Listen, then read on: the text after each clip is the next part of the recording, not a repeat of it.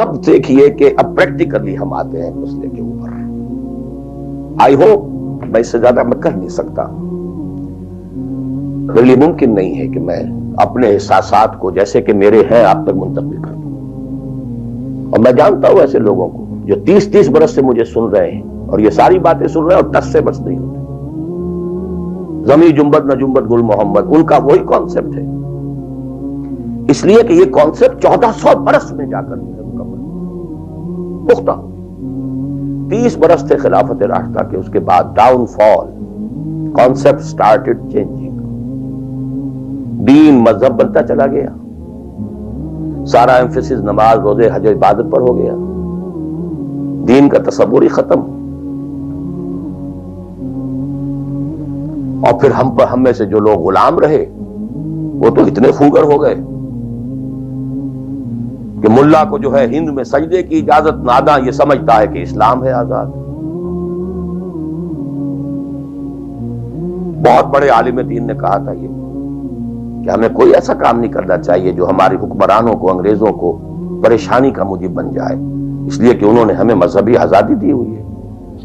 ہمارے نماز پڑھنے پہ کوئی قدغن نہیں ہے، ہمارے روزہ رکھنے پہ قدغن نہیں ہے، حج کرنے پہ قدغن نہیں ہے، لہذا we should be loyal to them. ملا کو جو ہے ہند میں سجدے کی اجازت ناداں یہ سمجھتا ہے کہ اسلام ہے آزاد. یہ کانسیپٹ اتنے پختہ ہو چکے ہیں، اتنے پختہ ہو چکے ہیں. ریچولزم، رسومات رہ گئی، رسم ازاں روح بلالی نہ رہی، فلسفہ رہ گیا تلقین غزالی نہ رہی.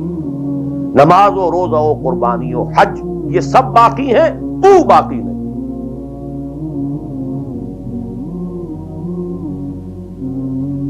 نمازیں بھی ہیں، روزے بھی ہیں، تراویح بھی ہم نے پڑھی ہے. اب موسم آ رہا، عید الاضحیٰ بھی ہوگی، قربانی بھی ہوگی، حج کے لیے بھی جائیں گے، لیکن دنیا پر کوئی اثر اس کا. 30 لاکھ آدمی حج کر کے آئیں گے، معاشرے پر کوئی زیرو کے برابر بھی کوئی اثر نہیں.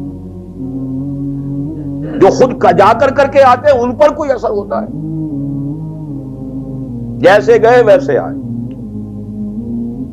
الٹا یہ کہ یہ اور کانفیڈنس لے آئے کہ پچھلے سارے گناہ معاف ہو گئے، اب اثر نو کرنے کی چھوٹ ہے.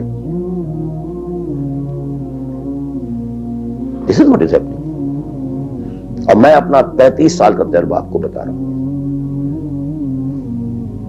اصل ڈیسائیسو پوائنٹ اس کو سمجھ لیں اگر، تو آپ کا پورا تصور بدل جائے گا، ویلیو سٹرکچر بدل جائے گا. لیکن نہیں تو پھر جو بھی ہے وہ ہے.